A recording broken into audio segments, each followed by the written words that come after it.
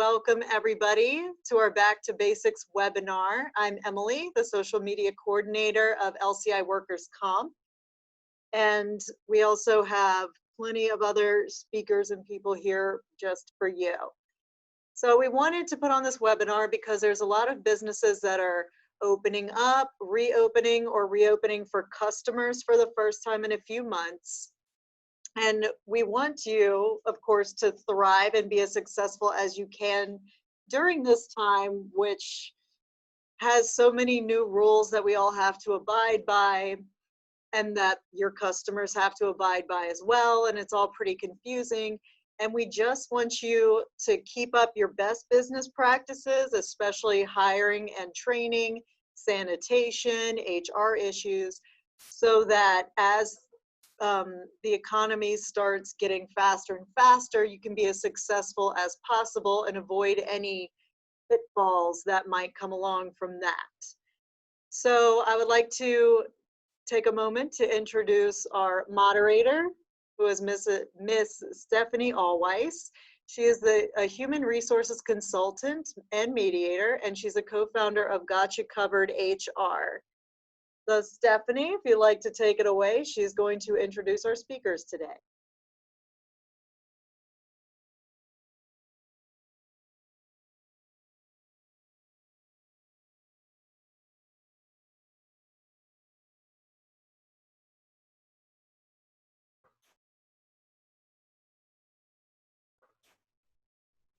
Okay, can you hear me now?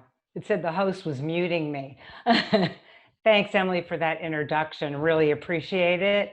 And as businesses are reopening, you are going to face challenges inevitably that are going to be brand new to your organizations, including really a rehiring of your employees in phases, how to resolve daily challenges, payroll, and safety. So the panel of experts that I am privileged to introduce today all share a commitment in providing employers with the resources and tools for a smooth transitioning of your employees as they return to work in those phases. So first up is Gotcha Covered HR's co-founder and my business partner, Patty Pinnell.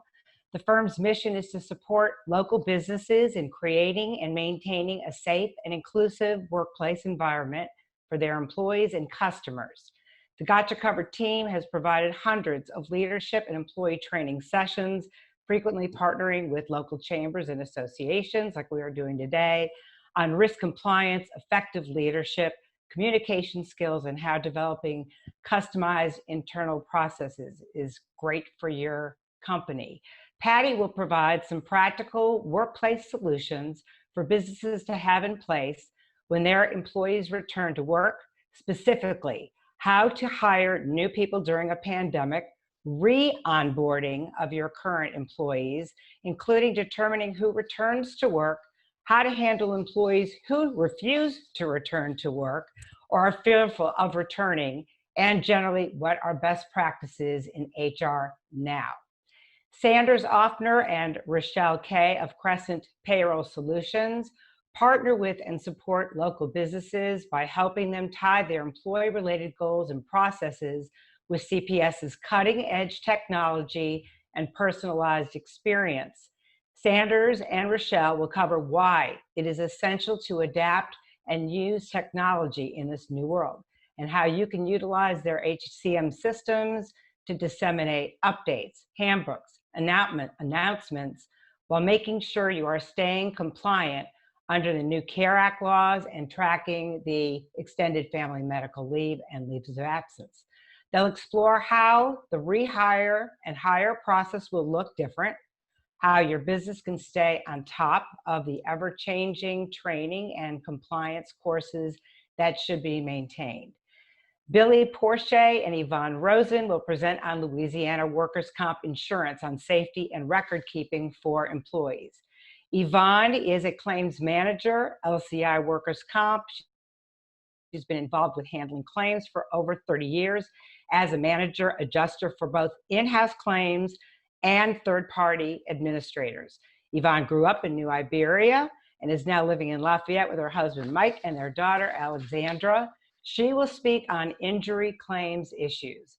defining workplace injuries, which could have a new definition in these times, that should be reported to your workers' comp carrier, and she'll touch on issues dealing with the COVID-19.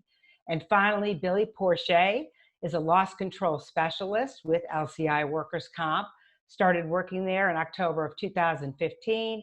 He previously worked for the Timberman Fund out of Winfield, Louisiana.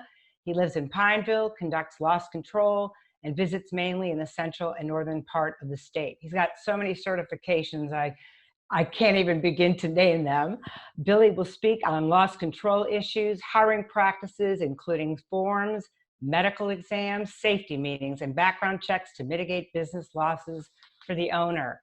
So you're in for a lot of information, and I'm going to turn it over to Patty now to start the program.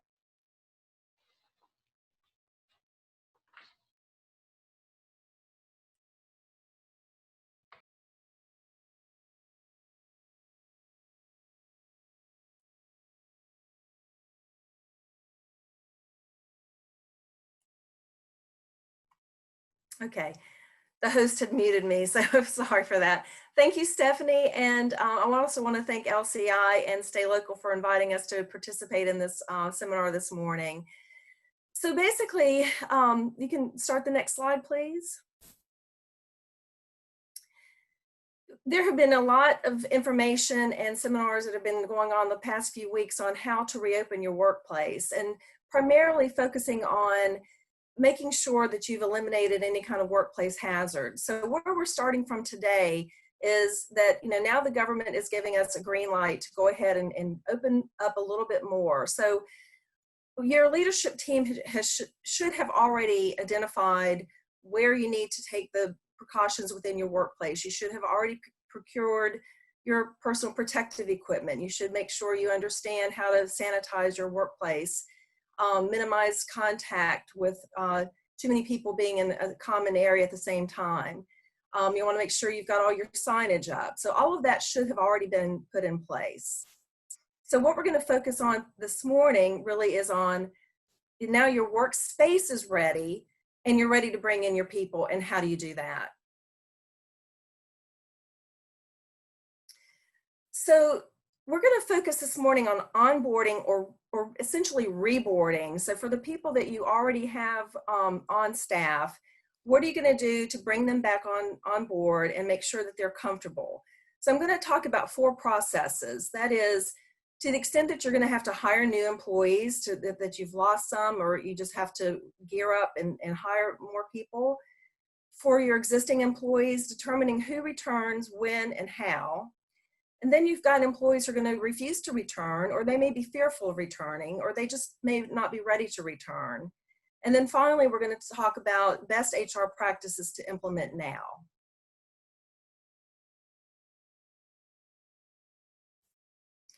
So first of all, let's talk about how to hire during a pandemic. We're definitely seeing that the word of the year is creativity. And I'll be talking a lot about that as we go along. Now, it's a terrible time to really think about taking advantage of other people's problems, but there are a lot of companies that have lost really top talent. So this is a good opportunity for, any business that really is in a hiring mode to go out there and shop for that talent. There's a really good opportunity available right now. And that being said, people that are looking for jobs and may have a number of different options, they're going to really be zeroing in on your company's culture and your mission. And then they're also going to make sure that they're going to land in some place that gives them a really good opportunity to develop their career. So as you're hiring during a pandemic, you have to think about how are you going to get around the social distancing and the fact that we don't have ready access to a lot of the restaurants yet. So creative solutions on how you're going to identify those candidates. One suggestion, and I thought was really creative, is inviting your candidates to a lunch meeting, a virtual lunch meeting. So you send lunch to their homes and then, join them on a Zoom meeting. So, the challenges of, hiring virtually, or at least doing a preliminary screening virtually, you're going to have to really ask some good situational questions and try to get to, focus on the competencies of your candidates. Beef up your pre-screening questions. such as asking, how would you handle XYZ situation? You want to keep your questions open-ending, but then you want them to be really telling, so you get a lot of information from the candidate. For example, what's a typical day for you? And explore questions like, tell me a lesson that you learned from a colleague that you didn't enjoy working with. You can be very creative with your questions, and that will really help you get to the best candidates. And importantly, you want to ask similar questions of each employee. It's very important to be consistent. So you need to be aware of the challenges of conducting interviews over video conferencing platforms. Does the candidate have a good setup? Be prepared for small children and pets to wander into the room. And keep a sense of humor as you're going about this. You've got to focus on the candidate's competencies and don't get distracted. So some other ways of being creative and trying to get down to the basics of the hiring process is you may want to cut out certain steps from that process. If your longstanding practice has been that you have 2 people interview each candidate, you may want to cut that down to just 1 person. You may want to consider allowing people to start work before the background checks have been completed. Of course, this will be, alerting them that they're being hired on a contingent basis until those background checks have been performed. But that'll get your people, where you need them, because everything has, been slowed down with the pandemic. So that's another way to get your people starting to work. And then as far as any of your, pre-hire or prior to them starting their first day of work, you need to get your I-9s done. You need to hand out any kind of, laptops or do your mobile drug testing.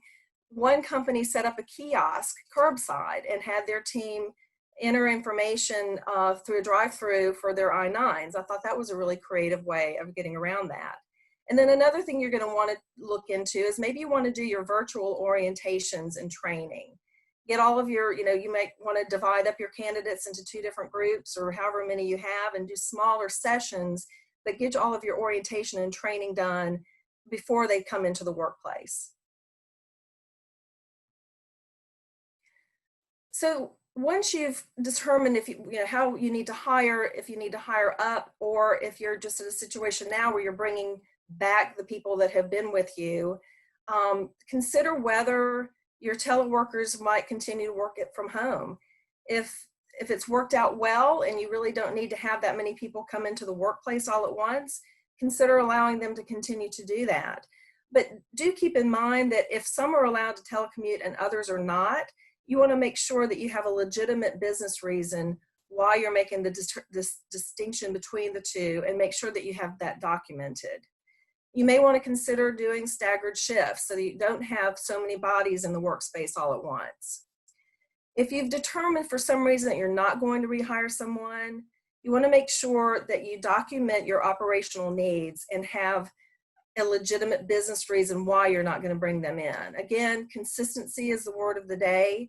Make sure you understand what laws might apply, and maintain objectivity and be fair when you're determining who you're going to permanently lay off or not rehire.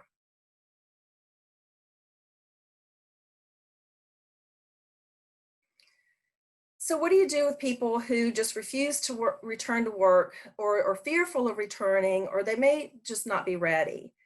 So for those that are not ready yet, you might want to just consider, why are they not ready? Maybe they have children still at home that they're caring for. Maybe they have elderly family members that they're suddenly caring for. You need to make sure that you look at all options for keeping those people on with you as an employee. So look at your leave of absence policies. You re-examine and revamp as needed. Be generous. I mean, paid sick leave is becoming an important benefit for recruiting and retention. So think about how you can accommodate people that are just not ready to return. Now, those who are just flat out refuse to return, well, obviously that's a voluntary quit. They'll be disqualified from unemployment compensation. You need to make sure that you document that and that you report it to the Workers' Compensation Commission. And those who have a reasonable fear, now that's a little more tricky, because they may not want to be forthcoming with you as to why they have a fear. So you need to determine, is it a generalized fear, or do they have some sort of protected, specific protected reason? If they have a disability, or if they're at a high risk and they're generally fearful of returning to work. It's very important that you engage in a conversation with them. Find out why they're fearful. Is there a way that you can alleviate those fears and address their concerns and make them feel secure that you are adequately addressing their concerns? That you know, in all things, show compassion and make sure that they understand that you care about them. Everyone is dealing with a different situation, and it's important, if you want to retain your best and your brightest, that you show them that you care about them. So it's very important to make sure that they have available resources, whether it's employee assistance programs or access to telemedicine resources. And what I would suggest there is, if you don't have an employee assistance program in place, there are a lot of resources available. Gambit newspaper just published, I think yesterday, a very lengthy list of mental health resources, and that's available on NOLA.com. And then as far as access to telemedicine, check with your benefits provider and see if that's a component of your existing plan.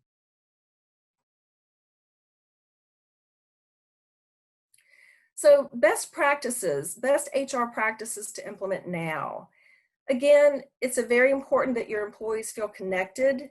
They're not going to want to return to work if they feel like they were treated poorly or unfairly. And again, you know, the talent shopping goes both ways. If you lose good people because they don't feel like you've taken care of them, then you're going to lose them to your competitors. And one of the seminars that Stephanie and I have been putting on for years is called Would You Work for You? And it's a very good critical self-analysis of, you know, am I doing everything that I would want to see done if I were working for this company? You want to build systems to support your employees. Make sure that they don't lose PTO. I think that's been a real concern. They may feel reluctant to take their time off during the pandemic. And certainly there are limited vacation options. So if you've got a policy that would have them use it or lose it, you may want to rethink that and make sure that again, they don't lose their benefits. Then you want to also establish a baseline as to, you know, are you going to focus on your customers or on your employees? And certainly you can't survive one without the other. You know, you need your customers in order to run your business, but you need your employees to be there to run the business and attract the customers. So make sure that they both feel secure that you're looking after the workplace. There was one company that has determined that they are going to provide health care. They're going to extend health care to even temporary employees, and some companies are even extending that to gig workers. Another company, the next slide, please. Another company had made a point that they've limited the number of customers that they allow in the stores. And I think that that's something that you can determine. Obviously, the government's guidelines are going to regulate how many people are allowed in your business establishment, but you can go further and restrict that if you feel like because of the flow of traffic, you need to do that. Make sure you provide a PPE. Make sure that you've invested in daily cleaning. And then obviously you don't want to create a situation where you have someone come to work when they're sick. So make sure that you've got good sick leave policies. And it's also important at this juncture to look over your job descriptions. You want to reevaluate each person's job. Things may have changed during the pandemic. And as you've had people working remotely, maybe you've had essential workers still at the workplace. You know, you want to make sure you've got the right people in the right jobs. And certainly cross-training might be a concern. If you've got critical positions that have gone unmanned, you might want to consider whether you need to do that moving into the future.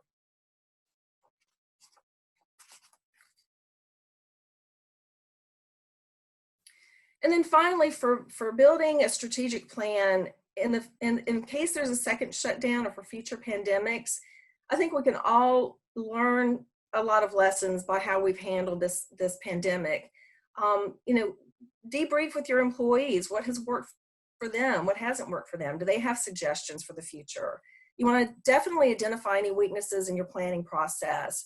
Make sure your virtual meeting platforms are secure. That's been certainly an issue for some employers.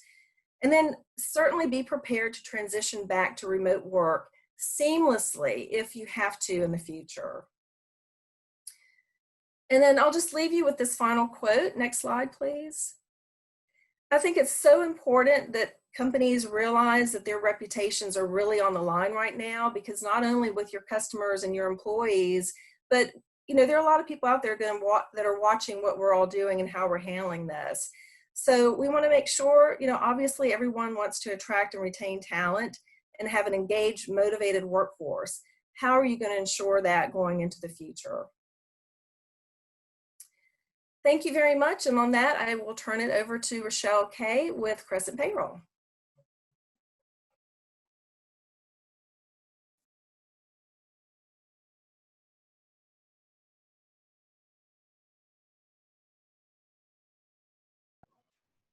Okay, so thank you, Patty. So once again, I'm Rochelle. I also have Sanders Offner, the president of Crescent Payroll, with us today. So we are a local payroll and human capital management company, and we specialize in helping companies of all sizes create efficiencies and streamline their current processes. We understand, everyone is excited to continue to move forward, but we also know that we must consider and be aware that that old normal of managing employees might be forever changing. So, what we want to talk about is no matter what size company you have, there are ways that technology can continually help us to make this transition in our ever-changing climate. So there are many options that are out there for you, and your current payroll and human capital management company can most likely do the things that we're going to talk about today. But touch on specifically is ways that we have been helping our clients through technology to really do their part through the whole COVID-19. So, a lot of people we know are working remotely. That's, hopefully going to be moving into non-remote work, but some of them are going to still be working remote. And we know things are changing day by day. A lot of those changes, some of those things that Patty talked about, really should be transparent and pushed out to employees to acknowledge and sign off on. Things like addendums to handbooks, new policies, new procedures that you're putting into place for your employees. This is a way for businesses to really stay compliant remotely, while staying safe and working remotely. To do that, human capital management systems is a great way to push out these documents, require employees to sign off electronically on them. The reason that some of our clients are continuing to do this is, because of compliance, making sure that they are in compliance, the ability to track who has signed off and who hasn't, instead of just sending out an email to employees and tracking those manually, as well as keeping all these HR documents safe in one place in that employee's online filing folder. So right here, what we have is an example of instructions that were pushed out to employees on how to request time off regarding the EF Emergency Paid Sick Leave Acts. This way, the employee can digitally sign off if they've read and they understood the instructions. It's a document that then lives and breathes in the employee's self-service, so they can go back and refer back to it and see it at any given time. This was really important for the client that we built this for, because we also built these policies into the time off request system. So that way the employees can remotely request this time off. If you go on to the next slide, Marianne. So a time off request system is not only going to allow the employees the ease of use and the safety to request that time off from their own home. It also allows the employee to see how much time they have left under each policy, as well as that space to document on why they're taking that leave, which we know is, really important. For employers, it really creates an efficiency in the payroll process, because if the policy is built into your system, then it should calculate the amount of earnings for each policy correctly and apply it. We know these policies expire at the end of 2020, and it's important to have the correct documentation on the employee's W-2 at year end. Automating this in your current payroll system is going to allow for that. So once again, really connect with your current payroll provider. They're going to have some of these same solutions. We're always here to answer questions if you have them. Now, as we move forward and start to rehire those old employees that were furloughed, or even hire new talent, our current situation really forces us to take pause and reevaluate what our old process looks like. And Sanders is going to touch on that.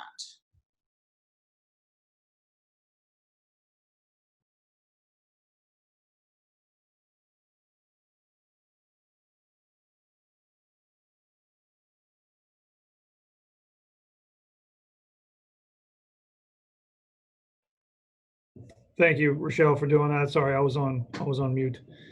Yeah, so really to touch on what Rochelle had said, and really to elaborate more on what Patty was explaining, the pandemic unfortunately has completely changed the way we operate. So for many employers, they're obviously going to have to consider their rehires, bringing back their furloughed employees.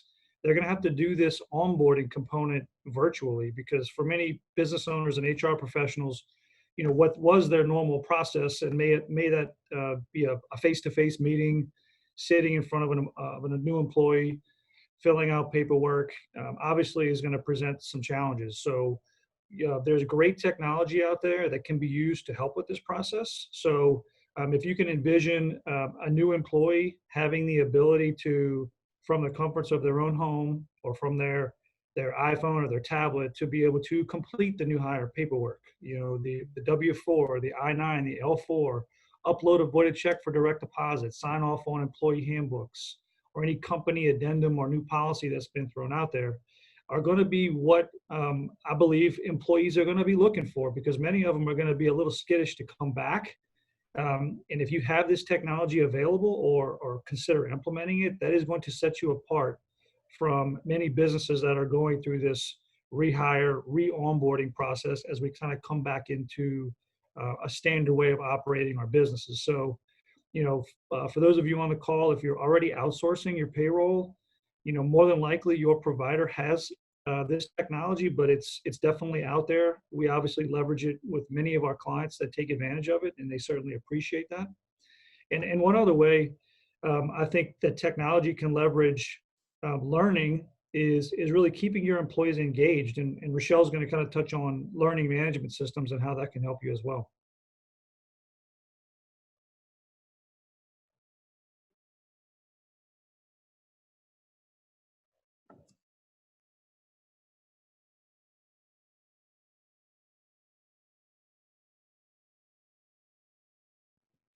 All right, thanks, Sanders.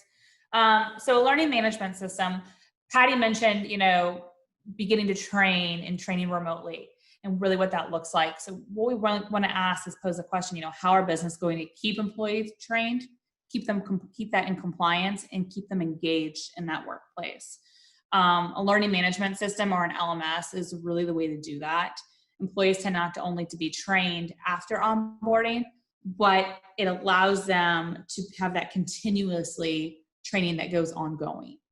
So that onboarding process that Sanders really spoke about is, a process that really should never end. One common mistake that we really see is really employers focusing on that initial learning experience. We have found that the most successful organizations that are out there are the ones that are investing in ongoing trainings with their employees. One thing I keep is company culture and how COVID-19 has really changed that. A lot of us are used to a certain company culture, doing potlucks, spending time with our employees, and now we're all separated. So, how can we really bring that back and not disrupt it anymore, and really kind of bring it back to what we used to be? A learning management system allows the employer the ability to create ongoing trainings customizable to their employees. Really nothing really sends that message like, hey, we're investing in you. We want you to succeed, more than, allowing them career paths that are augmented by specialized training and give them the skills that they need to make an attractive lateral move or even get them to the next level. Especially, let's not make this, hey, we're all remote, this is on hold. Let's continue to strive to improve the employees. I feel like that, if the employee feels like that your company is really investing in them for the long term, there's a better chance that they're going to stick around over time. An LMS system is going to allow you to create a wide range of courses, things that include soft skills like interpersonal communication, collaboration. That you can do trainings on sexual harassment, you can do trainings on workplace safety. Anything that you want can be built into a system. There's many, many options on the market. What you want to make sure that you look for is an LMS that makes it easy for you to add and upload your own customized programs that are really going to fit your business and your business culture. So with that, we're gonna wrap it up, and we're gonna send it over to Billy Pochet.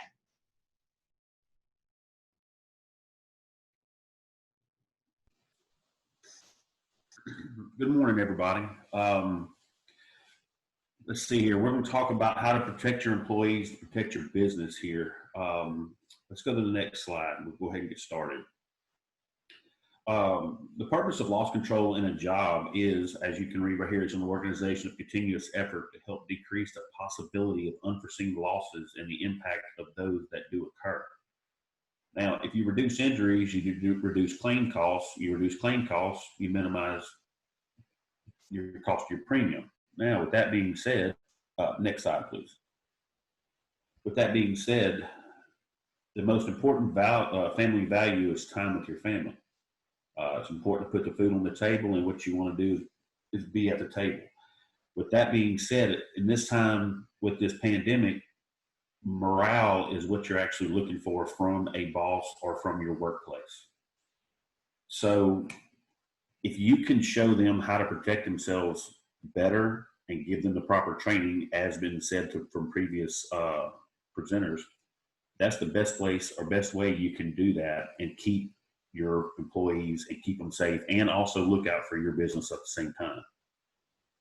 There you go. Thank you. We LCI Loss Control Services, we do a lot of services. We do an on-site control visit and accessible loss control and safe with us. We can do online safety training. We have that available to you. Resources are available online at our website at lciwc.com, and educational workshops and safety meetings. When I do the on-site loss control visits, basically what I'm doing is coming out there and make sure that we can mitigate any kind of losses that could come to your employees. We want to make sure everybody goes home with 10 fingers and 10 toes. With that being said, right now, the fact that getting your people back to work, you've got to make sure that all your bases are covered. And you can do that with online safety training with us, and with the safety meetings. You can keep them coming and keep them abreast of what new, what new educational or protections they have with them. Next slide. The loss control inspections. A lot of people have a misconception that they don't have to. Actually, insurance is a transfer of risk to us for your business. So yes, we actually have the right to do a loss control inspection on site. These are not exactly safety inspections. They are actually loss control inspections. Safety is more, everybody relates safety as with OSHA, which is true. You need to be as safe as possible, but loss control is actually you working with the owner to make sure you can control the losses that may arise or the risks that you have a loss. Now, a loss control inspection does have a few topics or things that we need to look for. We want to verify your business operations.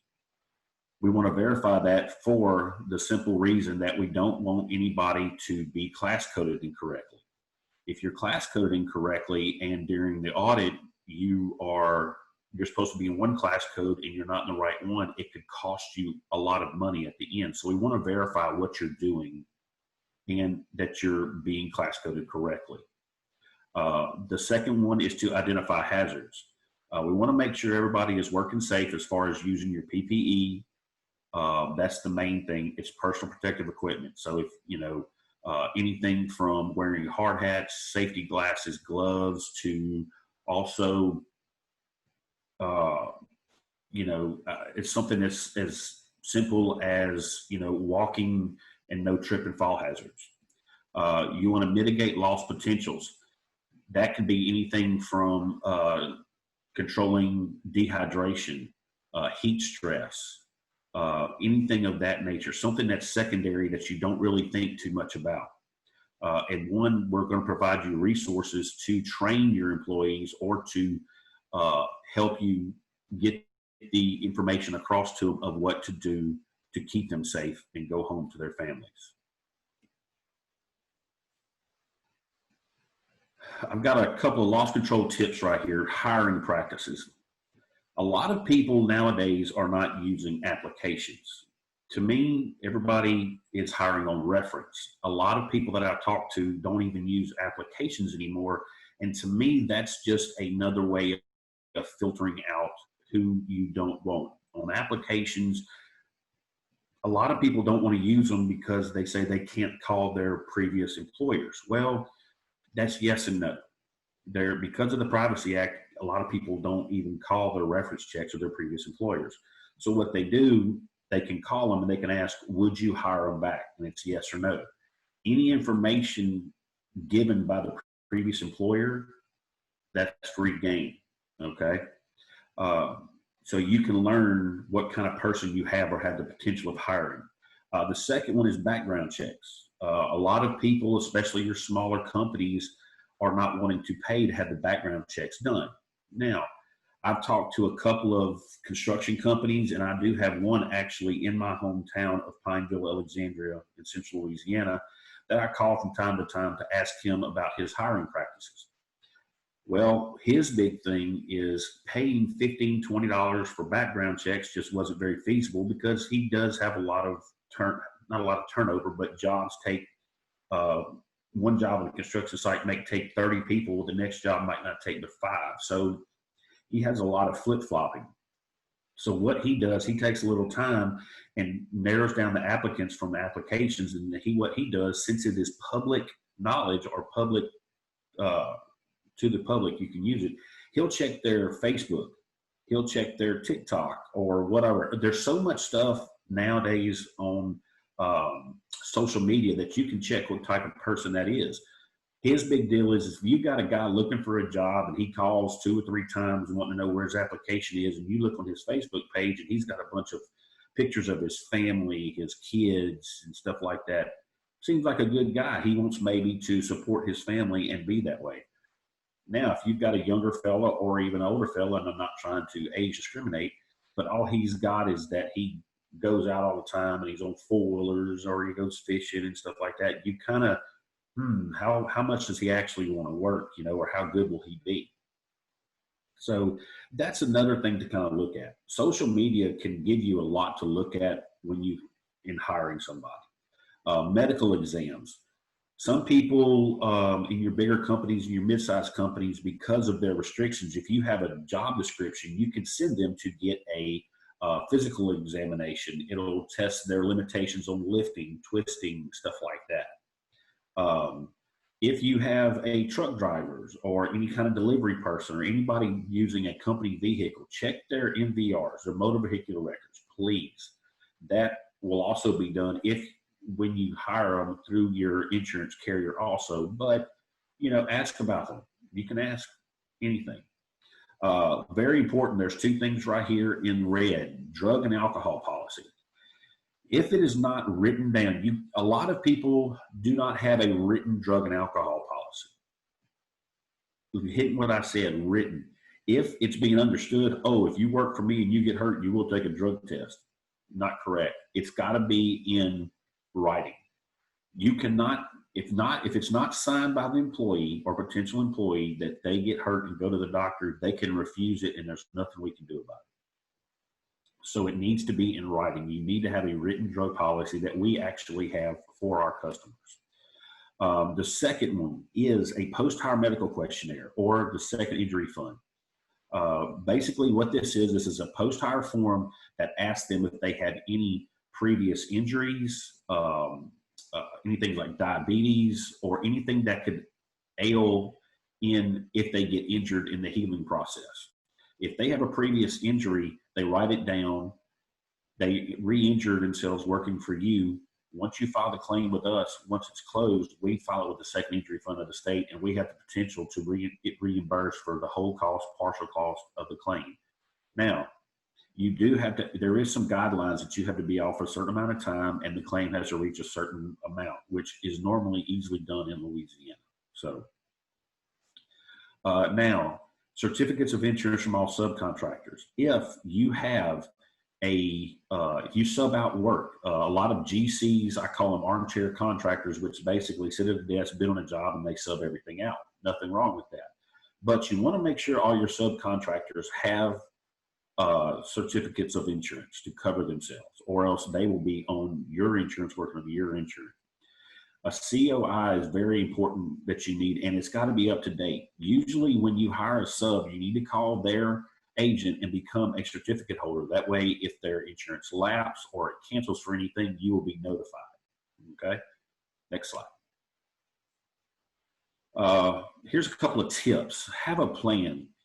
A lot of contractors or loggers or anybody, wherever you're working right now, try to get online and identify your closest ERs, your urgent cares, your medical clinics. So if something does happen, you can actually go and know the safest route to it or the quickest route to it. And but when the job starts or before the job starts, go visit that clinic and say, look, if something happens while working, I'm going to send my guys here. So that way they know they can have your records. They can have your card on standby or anything like that. If you go to our website, if you'll see in the bottom right-hand corner of the slide, it says Louisiana Urgent Cares. Now that's just a fixation on the southeast part of the state, but I think we have them updated pretty usually. If one pops up, we have them in a number of areas. So if you put the area you're working at, they will pop up. Let's see here. Make sure you have guidelines for your post-accident drug and alcohol testing. Again, that is going to be your written drug policy. And make sure it doesn't hurt before you start each job to review that with your employees. Hey, if you get hurt, you need to tell me and you will get tested. You need to go get tested. Contact info, for reporting claims. You need to make sure that you have a chain of command. If something happens, this person gets told and then it gets back to you, or you have the correct chain of command so it doesn't get lost in the shuffle and 2 days later you find out this guy had to go to the urgent care. That's not good because we need to know about it immediately, which Yvonne later on will talk to you about that. The next one, all in red, very important. Make sure you report all claims timely. Now, with that being said, when it happens, they need to report it to you. If you hear of something in the day, well, man, today I fell off that excavator, but I'm okay. Make sure you record it and send it to us. Okay. The reason being is you don't want late fees and penalties added by the Insurance Commission of Louisiana to it for reporting late. A return to work program. You need to discuss that with your employees. Okay. If the big thing about that is they insure you as light duty. They actually talk about it being light duty. So if you have employees that get hurt, go on comp, or are off for a couple of days, but when they come back, they have restrictions, try to work with them as much as possible and get them back to work. The longer they stay off of work, the easier it is for them to stay at home and kind of go with that, workers' comp pay. There is some safety management programs that you can go by and I can help you with. Frequent safety meetings. A lot of people get tired of giving safety meetings every day, and I get it. But if it helps one person that day, it can save you a lot of money, which affects your bottom line. So please have regular safety meetings. It improves morale and it shows your employees that you do actually care and you're trying to keep them as safe as possible. Proper training. Make sure that you don't want somebody that you think is trained doing one job. Make sure they are properly trained. Make sure they're like an apprentice almost, like you're mentoring them. You want to make sure they do the job safely and correctly. I know right now a lot of trucking companies I've talked to, the owner or somebody that they trust to train will actually ride with that person anywhere from a week to 2 weeks to make sure that they operate that truck effectively, correctly, even though they've had their CDL for a number of years. Okay. Employee participation is critical. Make sure that you get your employees involved. I know one guy, this was 8 years ago, he tried to give safety rewards for being go a quarter or a month without a reported. He gave them gift cards and stuff like that. Well, what happened there is people weren't reporting their claims because they wanted that gift card. Well, then it just got so bad where it was a bad deal. One thing that he started doing is he'd walk around, he'd do a walkthrough once a day. And he started by, he'd get a roll of dollar coins. This was very simple and it was a lot cheaper. And if he saw something, somebody was doing something very safe, he'd just toss them a coin, just something very simple like that. And that became his safety, reward system. Or if somebody said, hey, the boss, this is not safe, you need to fix that, he just flick them a coin. It was very simple, and it went off, and I think his claims dropped by like 47%. I mean, and it cost him a week, maybe $40 a week. I'd take $40 a week to save a $5,000 claim. That would work for me. Next slide, please. The results of a good loss control program or a safety management program it's self-explanatory. Accident prevention plus a good safety management program, it increases employee morale. I'm big on morale. If there's an old thing that I kind of use, people don't quit jobs, they quit managers or they quit bosses. If your boss doesn't have a good attitude and they don't think that the boss is actually taking care of them, that you're not going to get a good morale, you're not going to get a good work ethic, you're not going to get that person to want to stay. The more you work with your employees and the more you show them that you care, just because you're having a bad day at home, don't mean you need to bring it to work as a boss. Same thing with them. So you have to show them that you actually care about it. Again, it'll give you higher productivity, which affects your bottom line in a positive manner.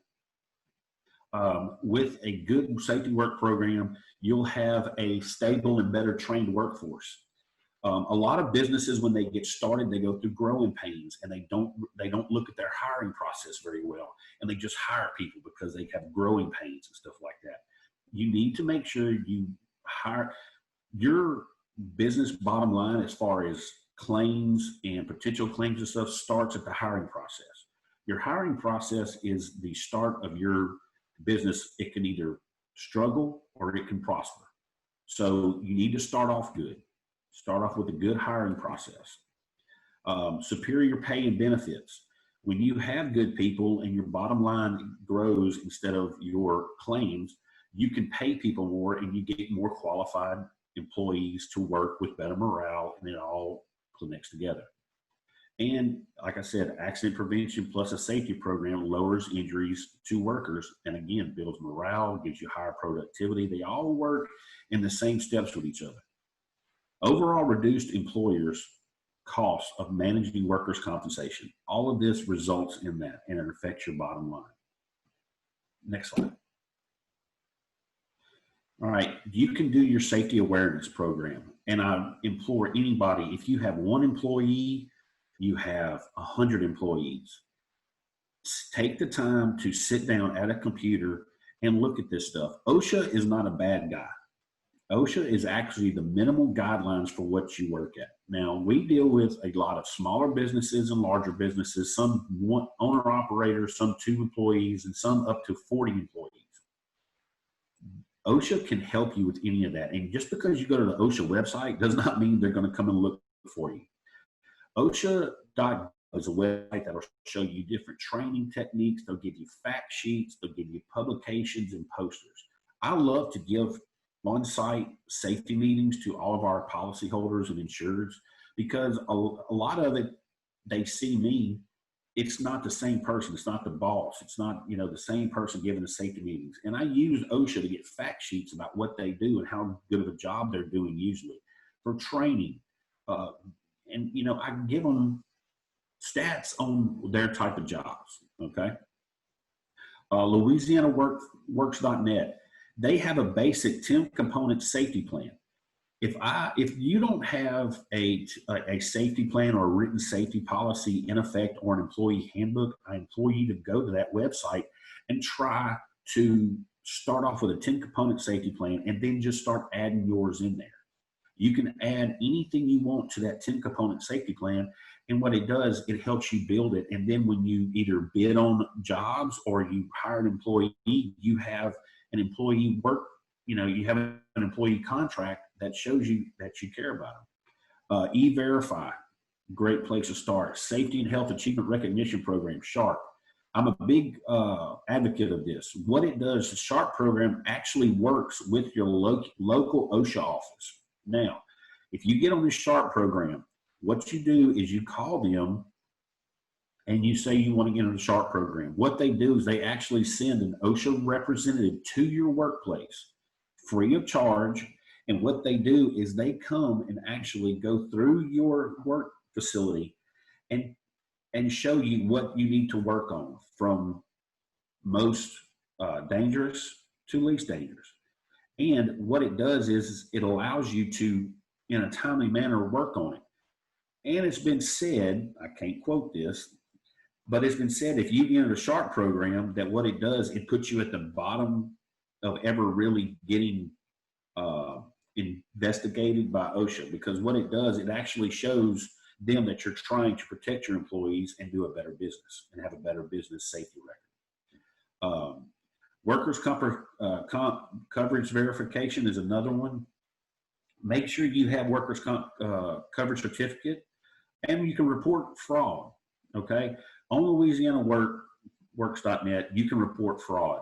If somebody is working without workers' comp, or if somebody is just, let's just say, doing bad work, you can actually go in there and actually put their names to that. And they will look at it and investigate them and stuff like that. But yeah, again, LouisianaWorkforce.net, you can actually go on there and verify if somebody working for you, a sub, or if somebody you're working under somebody has actual workers' comp coverage. Next slide. All right, I can turn it over to Miss Yvonne right now. Thank y'all very much.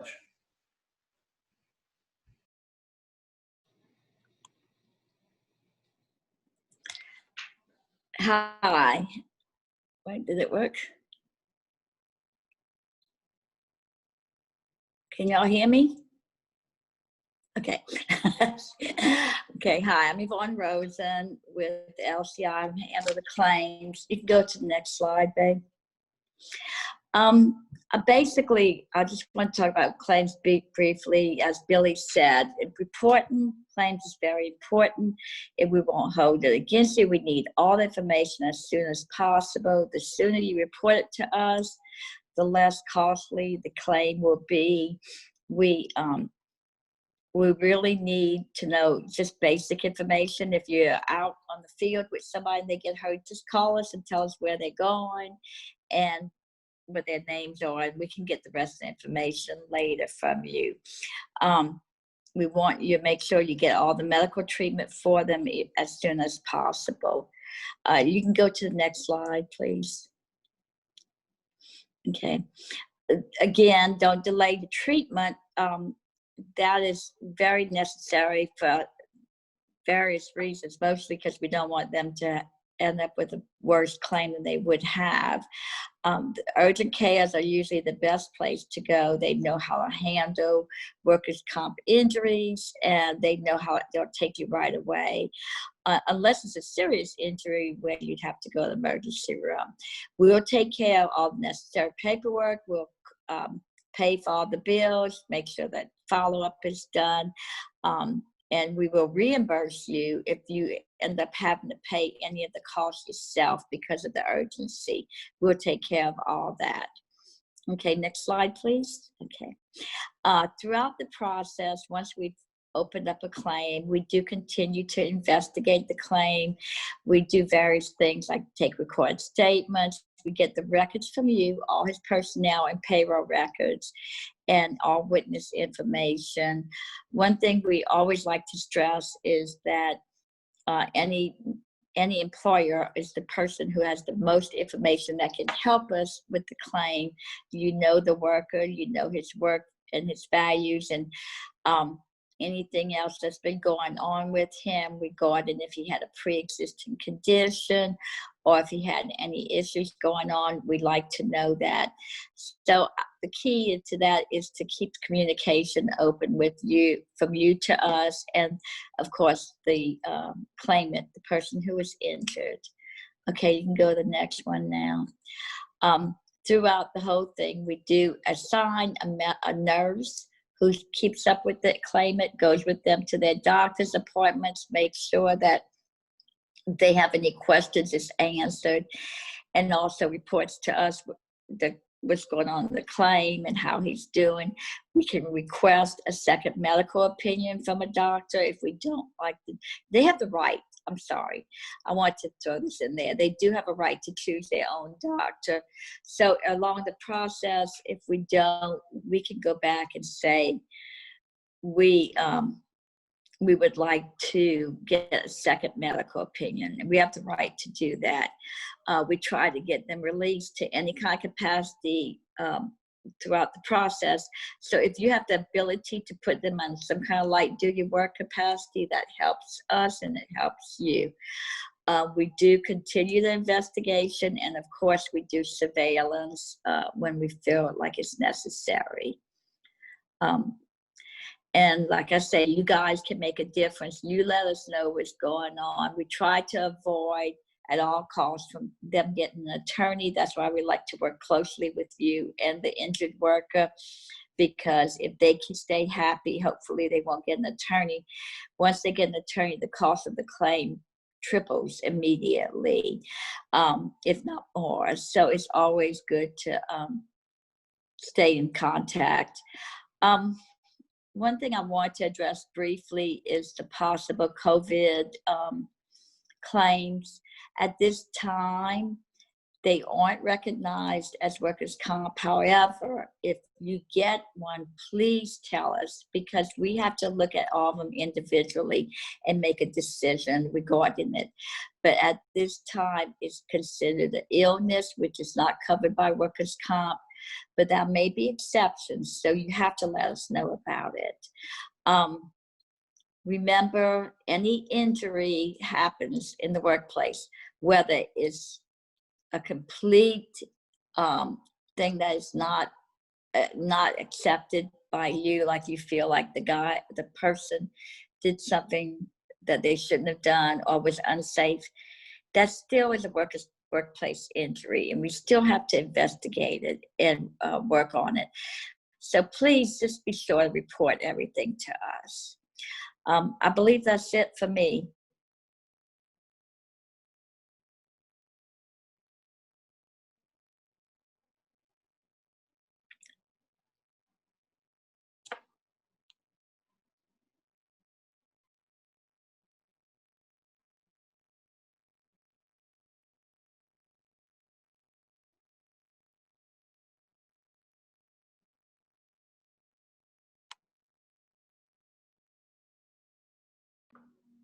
Thanks. Really an incredible presentation. And what I'd like to do is recap. I'm not sure if we're going to have time for questions, but I had a list of questions and everybody pretty much answered them. And there really was a common theme here that I'd like to just review for our audience. Be prepared, have a plan. You as employers, we're encouraging you, everyone on this panel is encouraging you to have a leadership team from the time that you rehire, revisit what your needs are in your workplace, and to hire the best and the brightest, all of the tools that are available to you to make sure that you're vetting people, that you're doing background checks where you feel it's necessary, to get as much information as possible. You may have to get creative with the onboarding and the hiring process because of what the workplace is going to look like. Talk to your employees. Once you have hired them, you want to make sure that they feel invested. I love the quote, people don't leave jobs or quit jobs, they leave bosses. That's our mantra. There's, it starts with the shift supervisor that is interacting with that employee every day. So if you have a mission in your business, make sure that you are handing that down to your management team and that they're conveying it to the employees and that they have the opportunity to talk to you about their fears, about their issues, and about the positives. They have good ideas. And then we generally talked about safety. From a workplace where they're coming back to, that they may have a reasonable fear, to find out why they have that fear, and maybe you can fix that issue. and with Billy and Yvonne talking about, don't be afraid to go online and see what's required of you by OSHA, by workers' comp. And again, if your employees have an issue, talk to them. If there's an injury, even if the employee, what I'm hearing is, even if the employee is reluctant to file a claim or they say they're not hurt, always err on the side of coming up on their side. If you have a workplace situation where your employees are fearful, you can be more stringent than parish, state, and even the federal guidelines. Emily, if you have anything that you would like to say, I wanted to thank the speakers, Billy, Patty, Rochelle, Yvonne, Sanders. Thank you so much. And Yeah, on behalf of LCI Workers Comp, thank you all so much for speaking and for just participating and viewing. We hope that this helped you or will help you in the future again during these times. We just really want Louisiana businesses to be strong and to thrive. Thank you so much and have a lovely rest of your day.